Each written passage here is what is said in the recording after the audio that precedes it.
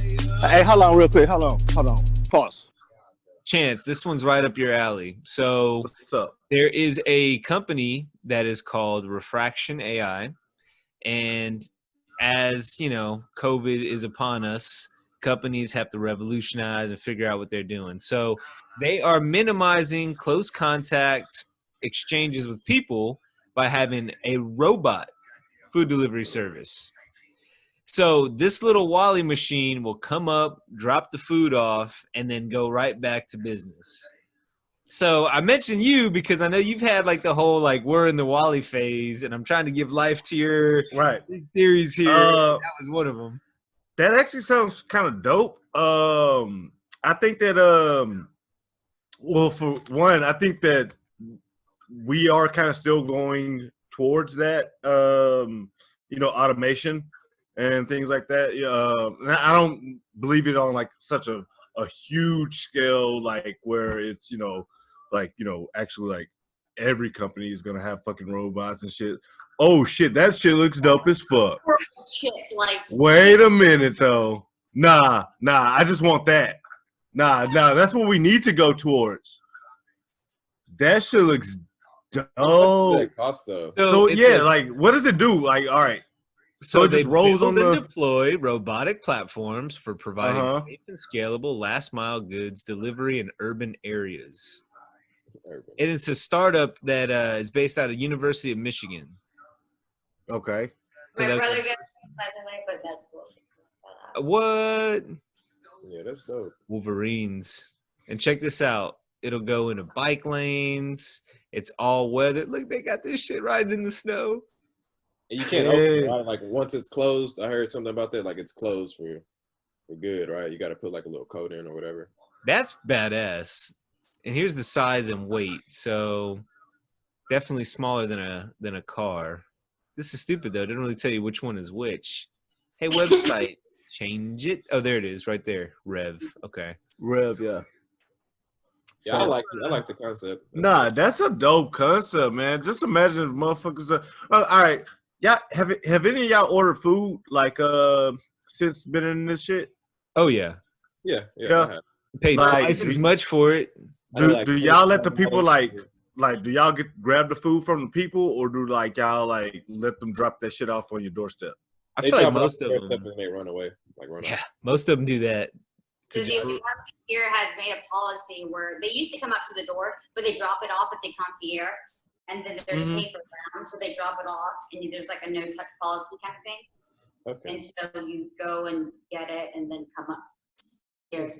That way, there's not in and out of people up and down the building.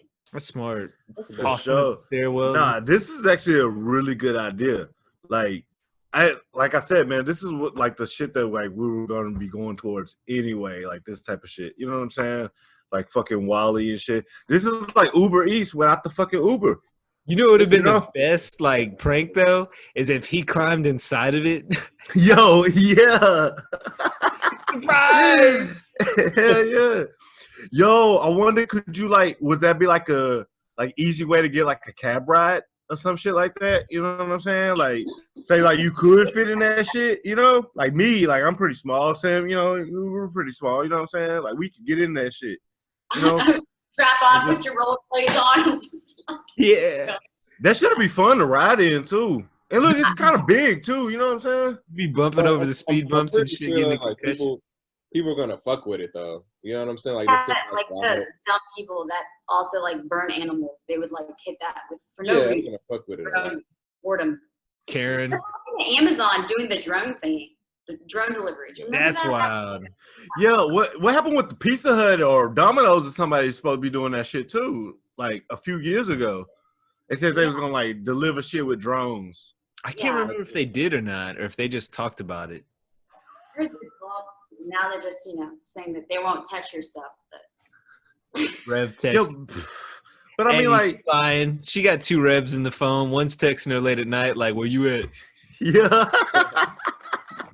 Rev Hell yeah. Oh baby, it's that app again. You ordering food right now? I'm coming.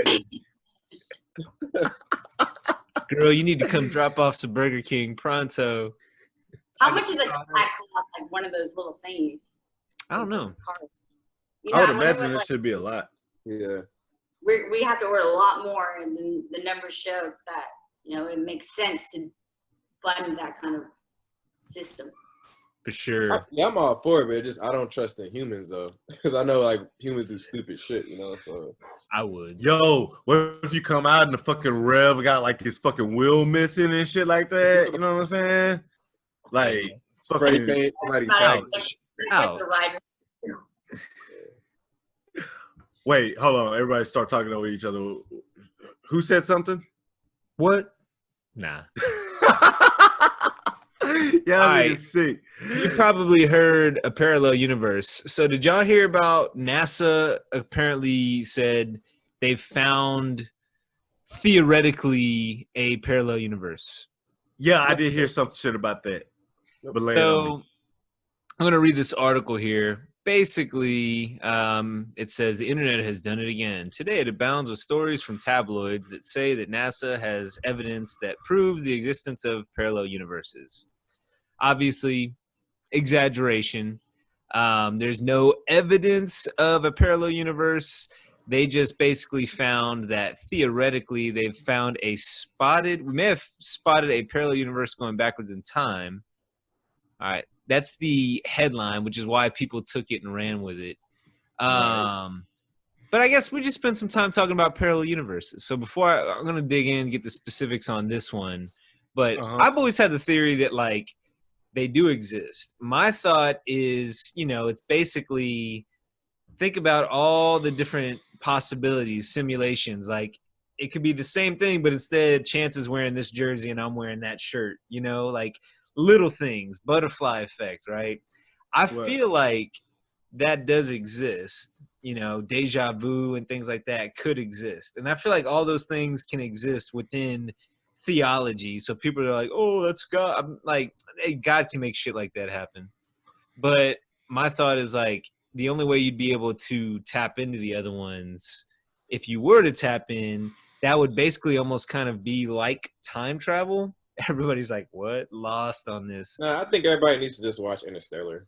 It explains. I mean, yeah, it kind of does. Like like that speaks of like if you're going fast in the speed of light, you're technically like your minute in the space you know, rocket is different from like the minute on Earth where we're just going.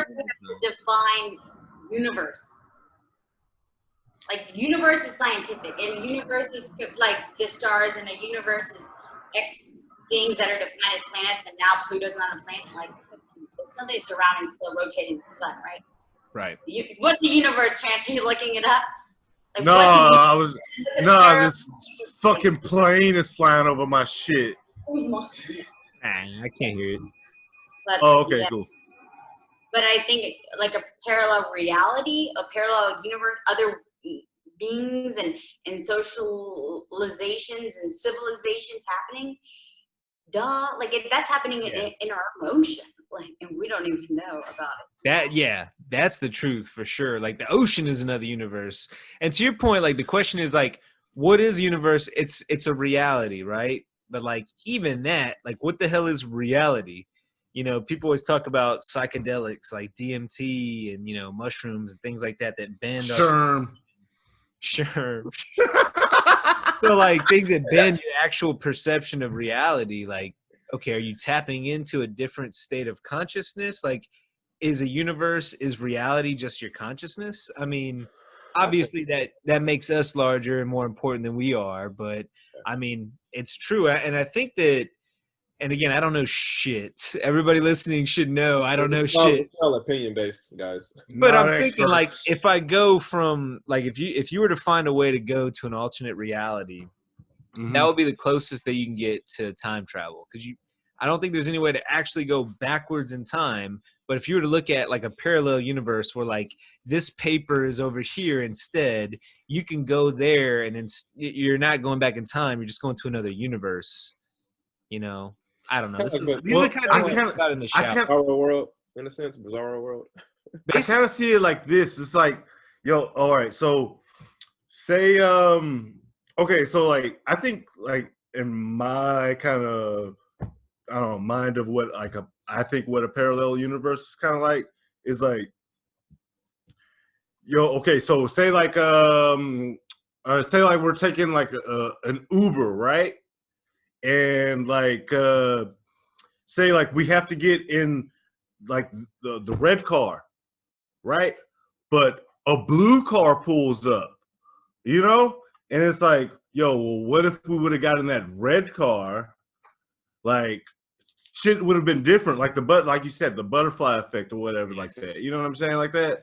So I think that like really like parallel universes really kind of it's all about choices, about what we make in our universe, you know?